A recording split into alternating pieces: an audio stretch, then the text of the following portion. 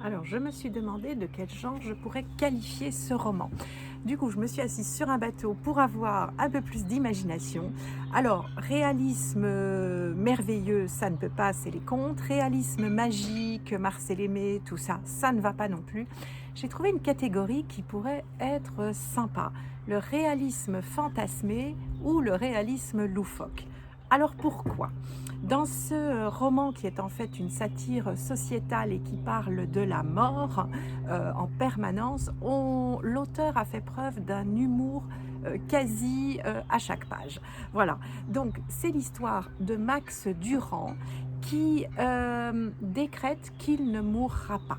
Il vaincra ce fléau, il s'y opposera et pour cela, il veut être épaulé par les politiques.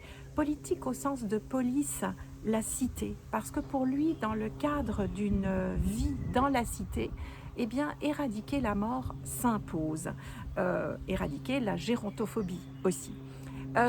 Max prend cette décision alors qu'il sort de l'enterrement de son oncle, qui ne s'est pas très bien passé, et que tout ça lui rappelle qu'il a perdu ses parents à 12 ans, et son rapport à la mort est du coup très très compliqué.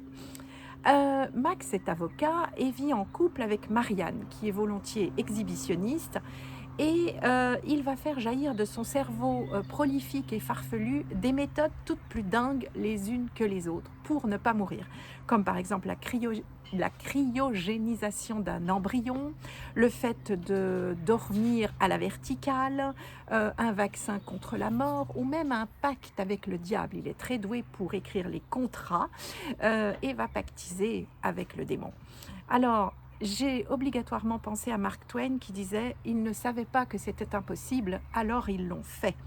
Ce roman est étonnant, léger et vraiment très très drôle. C'est aux éditions Viviane Ami. Il s'agit de Yoram Lecker, l'homme qui ne voulait pas mourir.